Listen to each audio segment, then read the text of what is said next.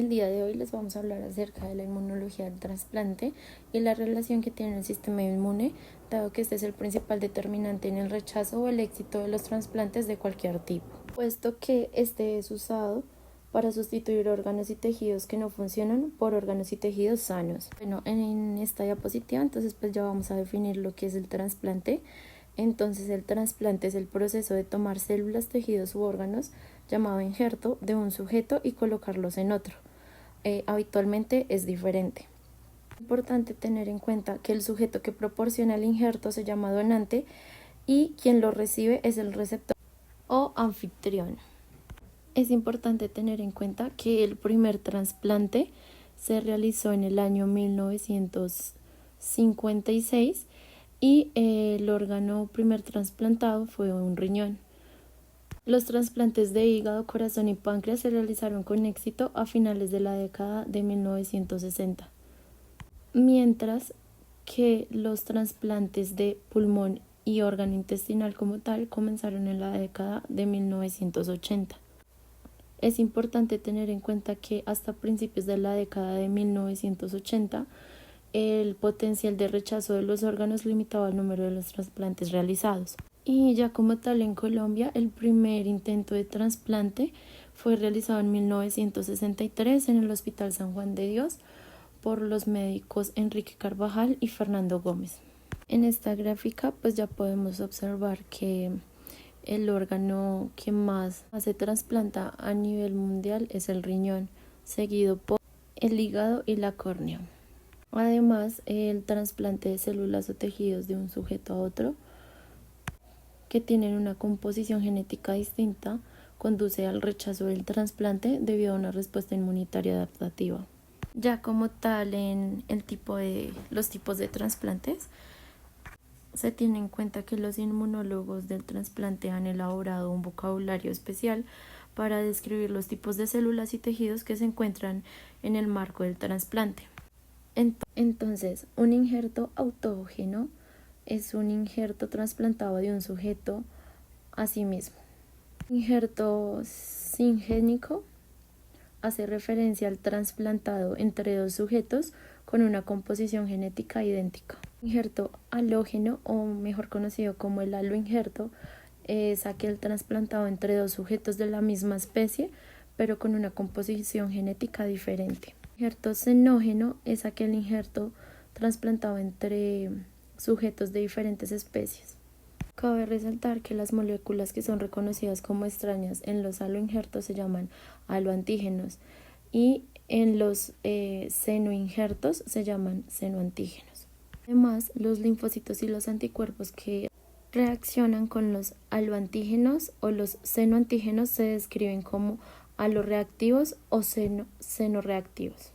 Los antígenos que estimulan las respuestas inmunitarias adaptativas en los haloinjertos son proteínas del factor de histocompatibilidad que difieren entre cada individuo. La principal característica de estos genes es su elevado polimorfismo. Esto se debe a la presencia de la gran cantidad en cada uno de los individuos. Estos genes están codificados en el brazo corto del cromosoma 6. En su región más telomérica se ubican los genes de clase HLA, B y C, que van a permitir la formación del complejo de histocompatibilidad de clase 1, y los HLA-DR, HLA-DQ y HLA-DP, que en conjunto forman la parte de los genes de la clase tipo 2. Cada complejo de histocompatibilidad está encargado de presentar a diferentes tipos de los linfocitos. El complejo de histocompatibilidad mayor tipo 1 le presenta antígenos a los TCD8, mientras que los TCD4 reconocen antígenos a partir del complejo mayor de histocompatibilidad tipo 2. El complejo mayor de histocompatibilidad en humanos se denomina HLA por sus siglas, que significan antígeno leucocitario humano. Estas moléculas son las responsables de las reacciones rápidas y fuertes en el rechazo de un trasplante. Las moléculas del HLA del injerto se pueden presentar de dos formas, directa e indirecta. Esto va a depender de la capacidad del linfocito T para reconocer o no el complejo de histocompatibilidad del donante. En el reconocimiento directo, las moléculas intactas del MHC presentadas por células en el injerto son reconocidas por los linfocitos del receptor sin la necesidad de una célula presentadora de antígenos del anfitrión.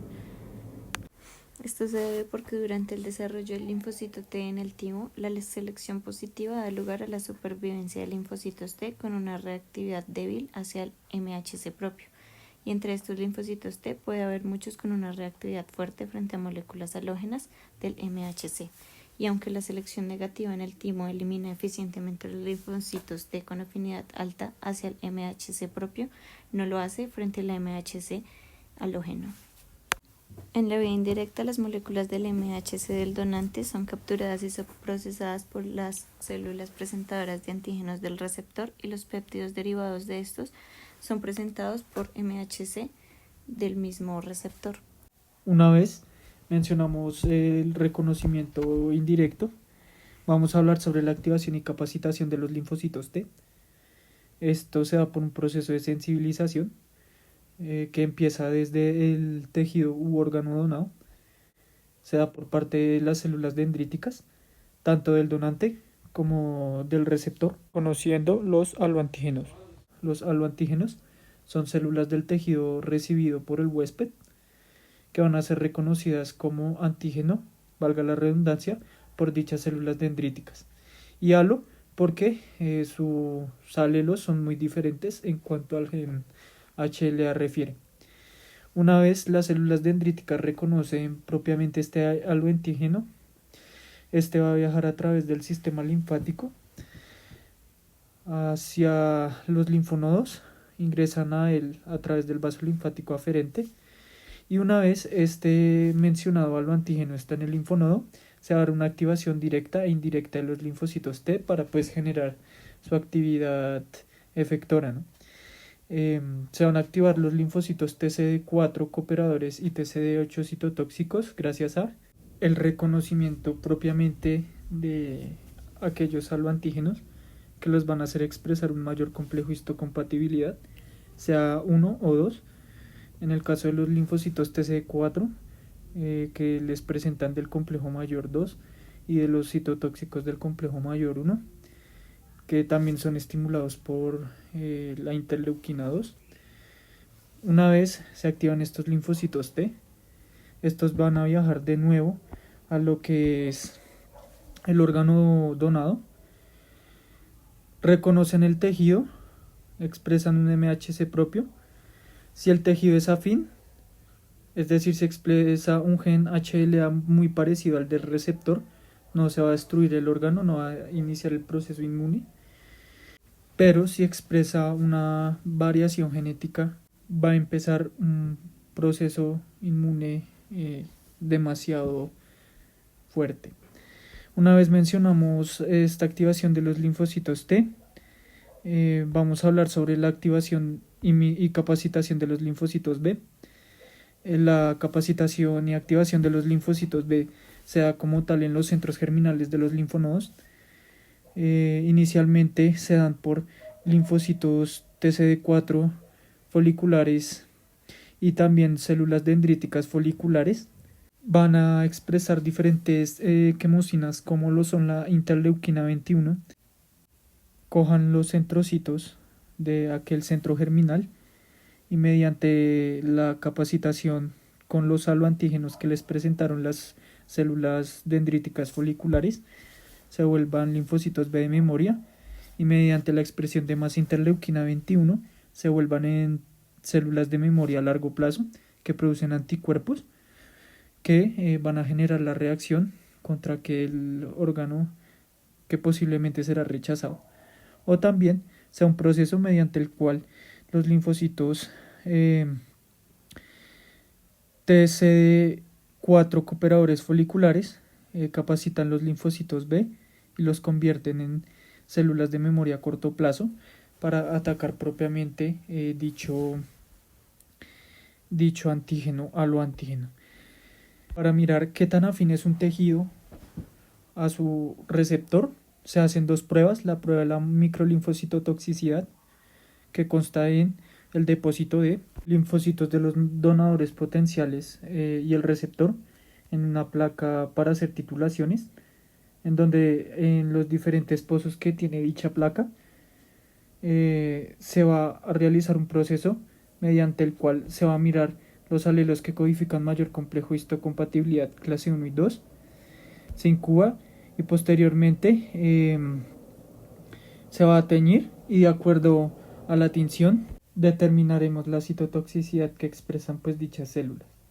Además, los leucocitos pueden expresar alelos diferentes del mayor complejo histocompatibilidad, y esto se traduciría en una lisis de las células que se encuentran en dichos pozos de la placa para la titulación, incidiendo de nuevo en lo que ya se mencionó, hará que la célula se tiña y nos permita concluir que los tejidos no son compatibles. En cambio, si no hay tinción, es porque el tejido es compatible. Del mayor complejo histocompatibilidad 2, que es codificado por los haplotipos del HLA. Y por último, existe la prueba del cultivo mixto de linfocitos, y consta de una combinación de leucocitos de dos individuos diferentes, donador y receptor, que mediante la expresión o división celular determinaremos que el HLA de dichos individuos es totalmente diferente, y si no hay división celular es porque no hubo detección de amenaza por parte de las células del receptor por el donante y el HLA es compatible. Una vez se hace esta prueba, se hace una titulación con fármacos o radiación para así terminar de confirmar la identidad del HLA y se puede así observar si existen también incompatibilidades ocultas por parte del receptor y el donante. Además, los aloantígenos pueden desencadenar respuestas inmunes celulares y humorales. Este rechazo puede ser mediado por las células T, que consta de una infiltración que generalmente se da por la activación de macrófagos y linfocitos, y el rechazo mediado por anticuerpos, que es de la rama humoral, que se da por la producción de anticuerpos anti-HLA frente al donante. Tenemos tres tipos de rechazos. El primero es el hiperagudo. Este se media en el endotelio vascular y su función es activar el complemento, y este se da como respuesta a una trombosis intravascular y necrosis en la pared vascular que está más proximal al tejido donado. Luego está el rechazo agudo, en donde tanto linfocitos cooperadores como citotóxicos reaccionan a los alentígenos y contribuyen también a la lesión pues del endotelio y el parénquima per se. Y por último está el rechazo crónico, que se da por exposición y reacción inmune prolongada en dicho endotelio, en donde por un daño prolongado, como ya se mencionó, los leiomiocitos van a proliferar en la túnica íntima, y esto va a ocluir la luz del vaso sanguíneo, induciendo así la necrosis. Cabe resaltar que todas estas reacciones crónicas, agudas e hiperagudas se dan en la zona en donde se encuentra el halo injerto, y pues varía el tiempo de exposición. Es con esto que podemos concluir el video. Muchas gracias.